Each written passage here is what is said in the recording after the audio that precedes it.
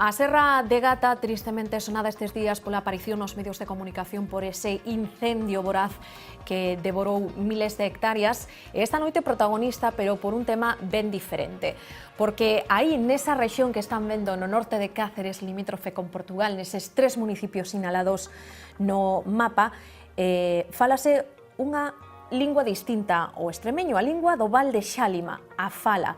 E hoxe nos acompaña no plató de informativos de IV Televisión o creador, un dos creadores dunha proposta ortográfica para esa fala, Eduardo Sánchez Maragoto, profesor da Escola Oficial de Idiomas de Santiago. Moi boa noite, Eduardo. Boa noite. Supoño que unha proposta ortográfica porque non hai unha base escrita desta lingua que se foi transmitindo de xeración en xeración pois oralmente, como tantas outras que, por certo, lamentablemente se perderon. Sí, efectivamente, esta variedade lingüística, non só esta variedade lingüística, outras variedades lingüísticas faladas en rexións fronteirizas con Portugal e non só de Extremadura, sino de outras provincias españolas limítrofes con Portugal, non? Como Zamora ou Salamanca ou Badaxoz, pois son linguas ágrafas, son linguas linguas non, son variedades lingüísticas do portugués ou do galego portugués, como queramos chamarlle, pero son fronteirizas co portugués, que claro, non se transmitiron, polo menos nesas localidades, a través da escrita, non? Só se transmitiron oralmente. Daí estas dificultades que temos ás veces, por exemplo, neste caso concreto que estamos falando, para darlle unha solución ortográfica, non? Porque as persoas normalmente, cando tiñan que representar ou cando tiñan que escrever iso que falaban, pois utilizaban a ortografía o castellano, claro, que é a que coñecían, iso é perfeitamente lóxico, non?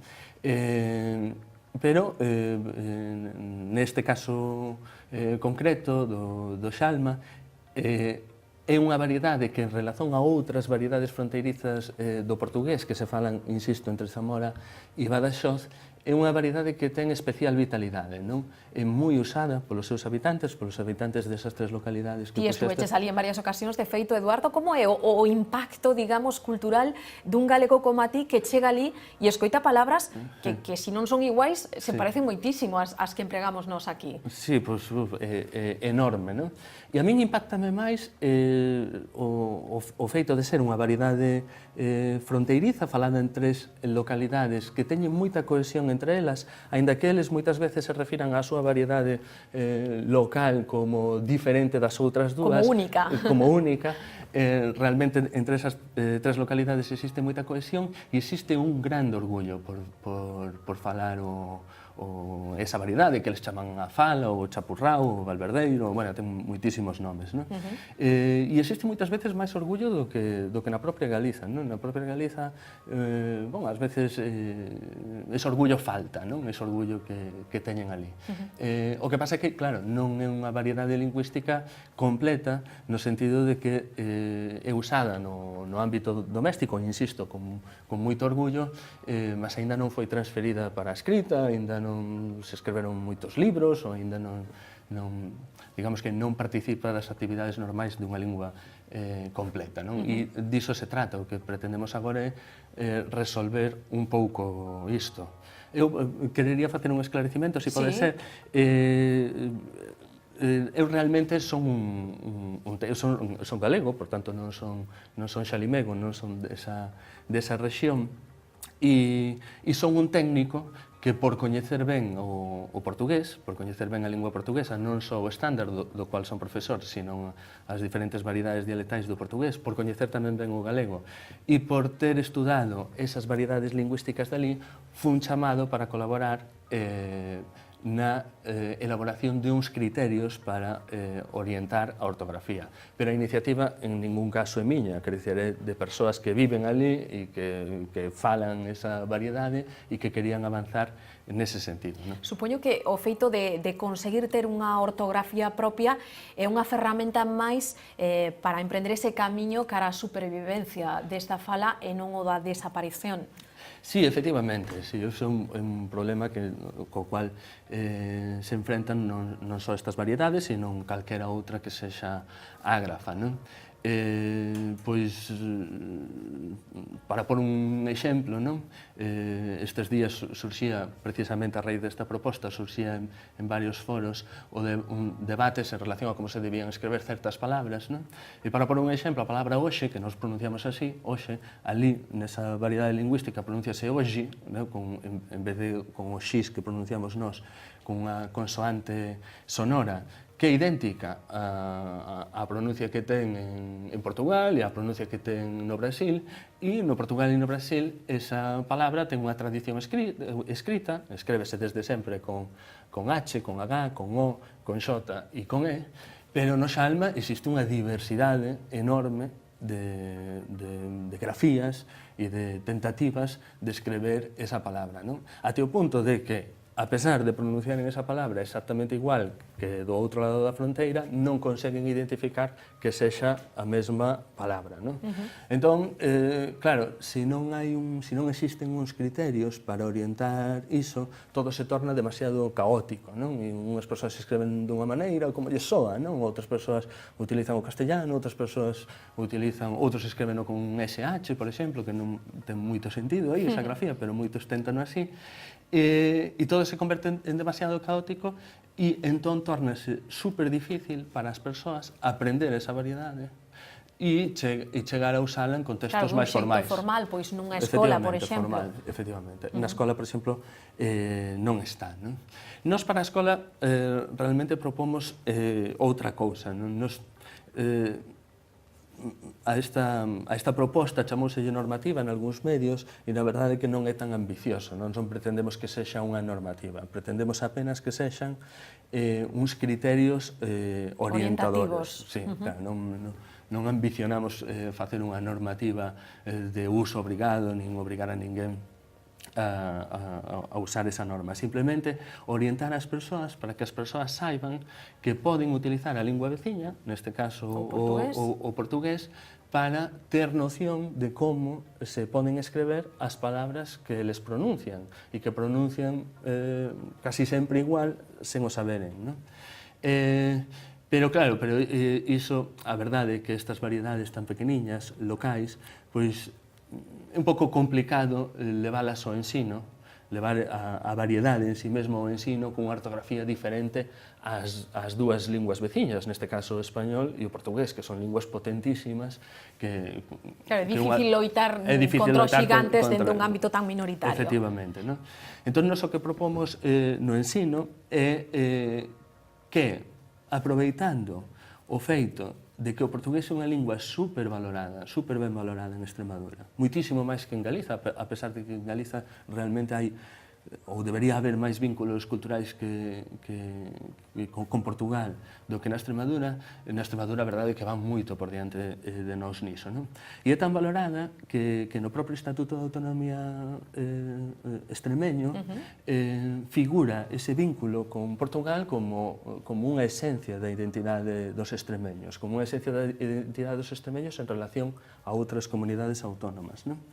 E, en parte, ese vínculo tan forte con Portugal surxe ou parte do feito de que ao longo de toda a fronteira, non só nestas tres localidades, ao longo de toda a fronteira, non vou dicir de toda, pero de moitos quilómetros de fronteira que comparte Extremadura con Portugal, existen estes dialectos fronteirizos.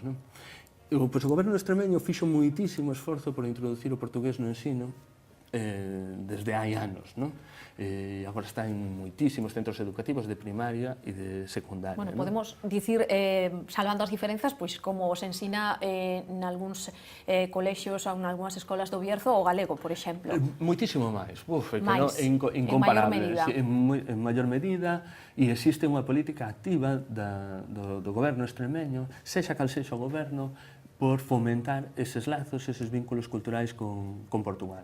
E no ensino reflítese que, por exemplo, en moitos centros de ensino primario é a segunda lingua, ou despois é a segunda lingua estranxeira en moitos centros de secundaria. Pois nós pensamos, e por iso facemos esta proposta, ou estes colaboradores fan esta proposta, eu simplemente os axudo no aspecto técnico, que sería importante, que sería interesante que sobre todo nestas localidades, que estas localidades son as que máis necesitan o portugués como reforzo das súas propias variedades lingüísticas. E non só como reforzo das súas propias variedades lingüísticas, senón que para as persoas que falan esas variedades é unha enorme vantaxe en relación ao resto dos extremeños o feito de xa partiren dunha variedade próxima do portugués para falar un idioma máis co que comunicarse en idioma. moitos países, por certo, de fala portuguesa no mundo. Efectivamente. Claro. Entón, nós simplemente queremos aproveitar esa vantaxe, non? E, por outro lado, dar unhas orientacións que en ningún caso son exclusivistas, nin pretenden barrer outras propostas do mapa, para que aquelas persoas que desexen ter unhas nocións de como poden escrever esas falas, pois o fagan a través do portugués. Eduardo, San Martín de Trevejo, Eljas e Valverde do Fresno son esas tres localidades, eses tres municipios nos que se fala a fala, valga a redundancia. De cantos miles de habitantes podemos estar falando? Eu penso que son aproximadamente. Eu creo que no Val de Xálima, non? Deben ser, Xálima ou Xalma, depende, deben ser 6.000 habitantes e en total deben ser 10.000, contando a emigración e tal. Tamén é verdade que, a pesar desta vitalidade que che estou comentando, tamén é verdade que nos últimos anos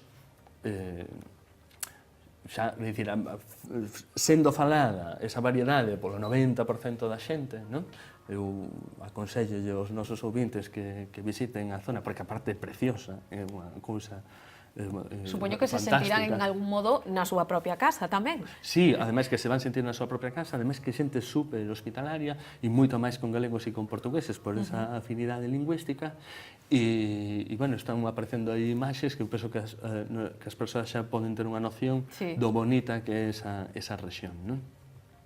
Pois non sei que che estamos comentando. Pois que dicíamos que serán alrededor de 10.000 habitantes, pero que nos últimos anos, que nos últimos anos, sí, tamén é verdade que o castellano, lóxico, porque é unha lingua moi potente e a lingua que eles utilizan para relacionarse co resto dos extremeños, pois avanza, non? E ao mesmo tempo que avanza, pois tamén pode recuar un pouco esta lingua, sobre todo en xente nova, ou en xente que ven de emigración, etcétera, etcétera, non?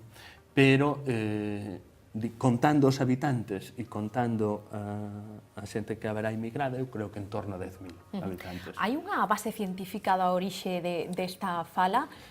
Científicamente probado que procede do galaico portugués, da idade máis ou menos medieval, fala de alrededor do século XI, XII? Sí, XI, XII, XII, sí, máis ou menos. A ver, hai moita controversia, non? Neste caso concreto. Nos outros casos, nos outros dialectos que che comentei, desde Zamora até Badaxoz, pois existe moitísima menos controversia, porque, digamos que está localizado o momento en que eses dialectos ficaron do lado español da fronteira, non? Hai un caso, por exemplo, que a moitos ouvintes lle soará, que é o de Olivenza. Bueno, non é que sexa famosísimo nin coñecido, pero é máis fácil que lle soe ese caso que os outros. E senón, xa a partir de agora sí que lles vai sonar. A partir de agora vai soar, que é en Badaxoz, e que é unha rexión que é española só desde 1801. Quer dizer, que non é... aínda falan un portugués moi parecido ao alentexano, e aínda existe, memoria non, aínda existe certo conflito diplomático entre Portugal e España en relación á soberanía desas localidades, porque son dúas, non? Moi parecido ao que ten España con Gibraltar, salvando as distancias, e non vai haber un conflito bélico en ningún caso por iso, pero existe ese conflito sobre a soberanía dese territorio, non? E nos outros casos tamén, aínda que non haxa moitas veces documentación, tamén, digamos que é consensual que son dialectos fronteirizos e que, por tanto, teñen relación, un vínculo con Portugal, ou esa debe ser a orixe. No caso concreto do Xalma, non existe ese consenso porque, digamos que é a rexión máis antiga, é a máis recuada no tempo, é dicir, o momento en que pasou a formar parte do reino leonés primeiro e despois do castellano, é moito máis antigo que os outros casos, o que tú comentabas, non? Estamos falando do século XII e XIII, que é o momento tamén o século XII é un momento tamén en que a Galiza pasa a facer parte da órbita castellano-leonesa, que se divide de Portugal. Aínda que despois a Galiza e Portugal, un século despois, aínda van compartir unha das literaturas, unha das líricas máis importantes da Idade Media, a división política foi no século XII, que foi máis ou menos a altura en que eu, que son partidario, creo que se trata dun deslocamento da fronteira, é máis ou menos a altura en que o Xalma tamén pasa a pertencer ao reino, vamos chamar de castellano-leonés, pasa a facer parte da órbita castellano-leonesa.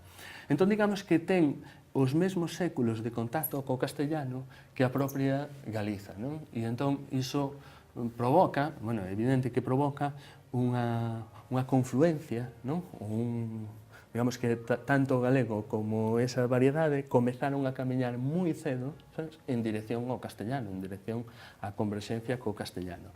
Entón, iso fónicamente, do ponto de vista fonético, a pesar de conservar moitos fonemas que actualmente ten o portugués e que as variedades galegas non teñen, faino moi próximo auditivamente ao noso galego.